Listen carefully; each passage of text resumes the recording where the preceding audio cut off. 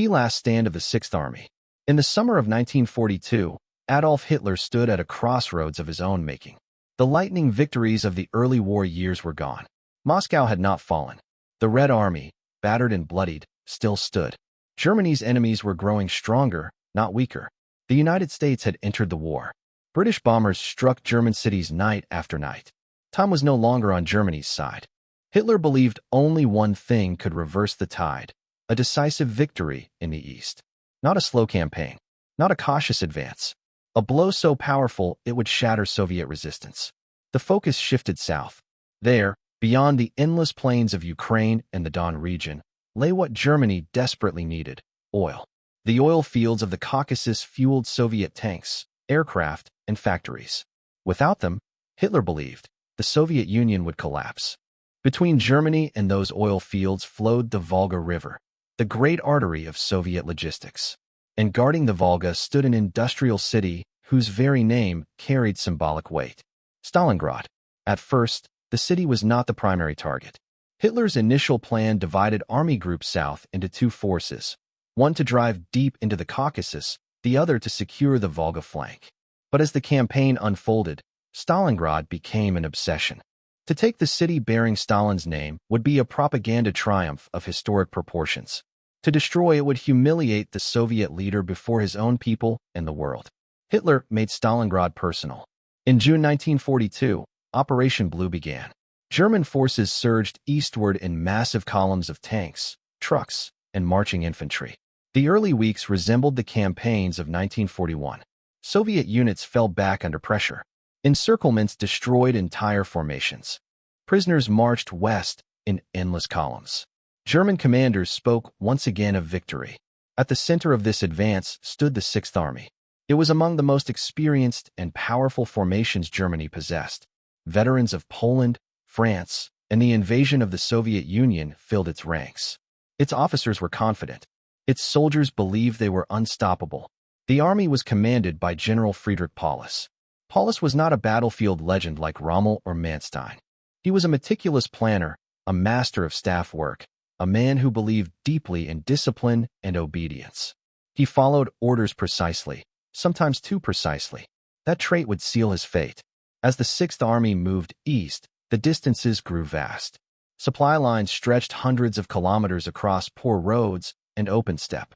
Fuel shortages began to slow armored units. Horses collapsed from exhaustion. Infantry marched under a brutal sun, choking on dust. Yet the advance continued. Soviet resistance stiffened as German forces approached the Don River. The Red Army no longer fled in panic. It traded space for time, withdrawing toward prepared positions, bleeding the attackers with artillery and counterattacks. German losses rose. Still, the objective loomed closer. By August 1942, the Volga shimmered on the horizon. Stalingrad lay ahead. On August 23, the Luftwaffe unleashed devastation. Hundreds of bombers struck the city in wave after wave. Residential districts burned. Oil storage facilities exploded. Entire neighborhoods were flattened. Tens of thousands of civilians were killed in a single day. The city became a sea of fire. German commanders believed the bombing would break resistance and allow a swift capture. Instead, it created a nightmare. The ruins erased clear lines of sight. Rubble blocked streets. Destroyed buildings became natural fortresses. Smoke and dust blinded attackers and defenders alike. The battlefield was being prepared, not for maneuver warfare, but for slaughter. Inside Stalingrad, Soviet forces rushed to organize defenses. Reinforcements crossed the Volga at night in small boats and barges under constant air attack. Many were sunk before reaching shore. Those who survived stepped directly into combat. Factories were turned into strongpoints. Apartment blocks became bunkers. Sewers and basements became underground highways. Snipers took positions among shattered walls. Stalin issued his most infamous order. Order number 227. Not one step back. Retreat was forbidden. Blocking detachments stood behind the lines to enforce discipline. The message was clear: Stalingrad would be held, no matter the cost. By September, the Sixth Army launched its full assault. German infantry advanced into the city supported by tanks and artillery. Progress was measured in meters. Every building became a battle. Every staircase was contested. The Germans called it Rattenkrieg, rat war. At the tractor factory, fighting raged so close that opposing forces occupied different floors of the same building. Grenades were thrown through broken windows. Machine guns fired down corridors. Bayonets were used in the darkness. The Sixth Army bled heavily. Yet Paulus continued to press forward. Reports reached him of Soviet forces gathering on the flanks, north and south of the city. Romanian and Italian units guarded those sectors, poorly equipped and stretched thin. Paulus requested permission to pull back and secure his flanks. Hitler refused. Stalingrad, he insisted, must fall. The city had become a symbol, and symbols, Hitler believed, were worth any price. As autumn turned to winter, temperatures dropped. Rain turned streets into mud. Frost followed. German troops lacked proper winter clothing. Supplies dwindled. Casualties mounted. Still, the order remained unchanged. Advance. Capture Stalingrad. Destroy the enemy. Unseen by the Germans, the Red Army was preparing something far larger than a defense. A counterstroke. One that would not merely stop the Sixth Army, but annihilate it. By October 1942, Stalingrad had ceased to be a city. It was a graveyard of concrete, steel, and men. The Volga still flowed beside it, wide and indifferent, carrying oil barges, broken boats, and bodies downstream. Smoke permanently covered the sky. Day and night merged into a single, endless twilight broken only by explosions and fires. There was no front line anymore. The battle dissolved into thousands of small, savage fights, isolated squads, ruined buildings, shattered stairwells. Soldiers no longer spoke of kilometers or objectives. They spoke of rooms, corners, and cellars. This was not a campaign. It was extermination. German infantry units entered the ruins expecting resistance to collapse after days or weeks. Instead, they found an enemy that refused to disappear. Every position taken was counterattacked within hours. Every building cleared had to be defended immediately. The Red Army fought from everywhere. From behind walls that no longer existed. From sewer tunnels. From rubble piles that appeared lifeless until they erupted with gunfire. Snipers ruled the ruins. Soviet snipers, trained carefully and deployed methodically, turned Stalingrad into a nightmare. They waited patiently for hours, sometimes days, for a single shot. Officers were targeted first. Machine gun crews second. The Germans learned to fear exposed movement. A helmet above rubble could mean death. One of the most feared Soviet snipers, Vasily Zaitsev, hunted German officers among the ruins near the Red October factory. His presence alone forced German units to change tactics, crawl instead of walk, hide instead of advance. The psychological toll was enormous. Sleep became impossible. Fear became constant. Nerves shattered. German soldiers spoke of hearing voices in the rubble, whispers in the dark, footsteps where no one stood. The city itself seemed alive and hostile. Factories became symbols of endurance. The tractor factory was bombed, shelled, and captured multiple times. Production lines continued operating even as fighting raged through the workshops. Tanks rolled directly from assembly lines into combat, sometimes crewed by workers who had just finished building them. The Red October and Barricade factories became fortresses. Thick concrete walls absorbed artillery fire. Underground tunnels allowed Soviet troops to move unseen. German attacks gained ground by day only to lose it by night. Paulus's reports to Berlin grew increasingly desperate. Casualties mounted at a rate that shocked even veteran commanders. Entire battalions were reduced to handfuls of men. Replacement troops arrived already exhausted, thrown directly into the inferno. Medical facilities collapsed. Wounded soldiers lay in ruins for days without treatment. Morphine ran out. Bandages were reused. Surgeons operated under fire, in basements lit by candles. Many wounded froze to death before they could be evacuated. Food supplies dwindled. German logistics struggled to supply an army fighting deep inside a destroyed city. Trucks were destroyed by artillery. Horses were killed or eaten.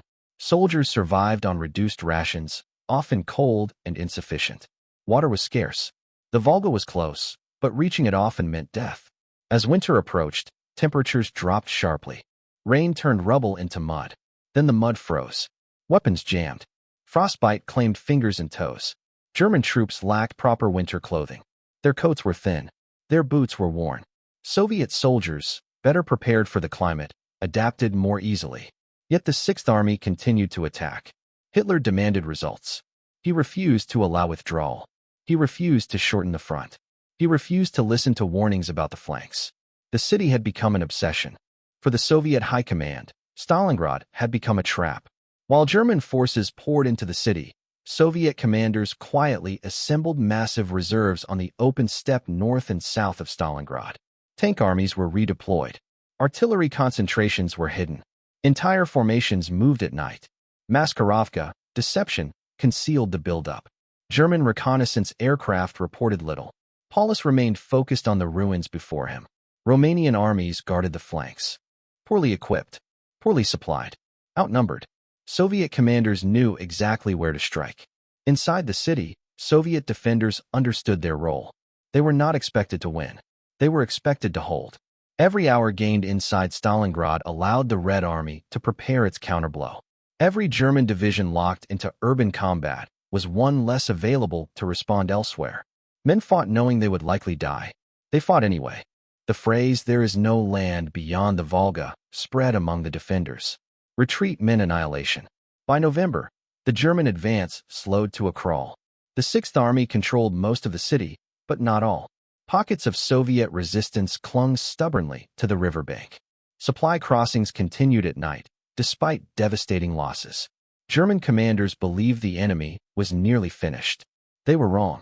On the morning of November 19th, 1942, the earth shook. A thunderstorm of artillery erupted north of Stalingrad. Thousands of Soviet guns opened fire simultaneously against Romanian positions. Within hours, defensive lines collapsed. Tanks surged forward across the frozen steppe. The trap had been sprung. The Sixth Army, still fighting among the ruins, did not yet realize what was happening. But the City of Death had done its work. It had pinned Germany's finest army in place. And now, the jaws were closing. The moment of destruction arrived not inside the ruins of Stalingrad, but far beyond them, on the open, frozen steppe. On November 19th, 1942, the Red Army unleashed Operation Uranus. It was not a desperate counterattack. It was not a gamble. It was a carefully prepared execution. At dawn, a barrage unlike anything seen before tore across the northern flank of the German position. Thousands of Soviet artillery pieces opened fire simultaneously, saturating Romanian defenses with high explosives, fragmentation shells, and Katyusha rockets. The earth shook for hours. Romanian units, already exhausted and under-equipped, were shattered almost immediately. Anti-tank guns were destroyed. Communications collapsed. Commanders were killed or cut off from their troops. When the artillery fell silent, Soviet tank armies surged forward. T-34s rolled across the steppe in vast formations, supported by infantry and mobile artillery. Snow and dust rose behind them like storm clouds. German and Romanian resistance disintegrated. Within hours, the northern flank was gone. The next day, November 20th, the southern blow fell. Again, the Romanian armies collapsed under massive Soviet pressure. Tank corps punched through thin defensive lines and raced toward the rear of the Sixth Army. German reserves were insufficient. Luftwaffe support was scattered. There was no coordinated response. Paulus received reports that made no sense. Entire armies were vanishing. By November 22nd, Soviet spearheads from the north and south met near the town of Kalach, west of Stalingrad. The encirclement was complete. More than 250,000 Axis troops were trapped. The Sixth Army was surrounded. For a moment, there was disbelief. German officers studied maps again and again, searching for errors. Paulus sent urgent messages to Army Group headquarters. Could the encirclement be broken? Could a withdrawal be authorized? The answer from Berlin came quickly. Hold your positions. Hitler refused to permit a breakout. He assured Paulus that the Luftwaffe would supply the army by air. Hermann Göring promised that daily deliveries of food, fuel, and ammunition would sustain the trapped forces until a relief operation arrived. It was a fantasy. The Luftwaffe lacked the aircraft, fuel, and airfields to support an army of that size. Soviet fighters and anti-aircraft guns tore transport planes from the sky. Winter weather grounded flights for days at a time. Only a fraction of the required supplies reached the pocket. The rest fell into the snow. Inside the encirclement, conditions deteriorated rapidly. Food rations were cut again and again. Soldiers survived on thin soup, frozen bread, and horse meat. Fuel shortages immobilized tanks and vehicles. Artillery fell silent due to lack of ammunition. Medical services collapsed completely. Hospitals overflowed. Wounded men lay stacked on floors, untreated. Frostbite claimed limbs. Typhus and dysentery spread. The dead could not be buried. The ground was frozen solid. They were stacked outside like cordwood. Paulus requested permission to break out while the army still had strength. Hitler refused. Relief, he insisted, was coming. In December, Field Marshal Erich von Manstein launched Operation Winter Storm, a relief attempt from the south. German forces advanced toward the encirclement, closing the distance to less than 50 kilometers. For a moment, hope returned. Inside the pocket, Paulus prepared plans for a breakout. His staff urged immediate action. Fuel was gathered for one final push. Then the order arrived. No breakout. Hitler forbade it. The Sixth Army was to hold its ground. Manstein's relief force was halted by a new Soviet offensive. The Red Army struck again, pushing German units back and eliminating any chance of rescue. The pocket tightened. Temperatures dropped below -30 degrees Celsius. Men froze to death in their sleep. Weapons failed. Vehicles could not be started. Horses collapsed in harness. Soldiers wrapped rags around their feet to prevent frostbite. Despair spread. German discipline, once legendary, began to crack. Units dissolved.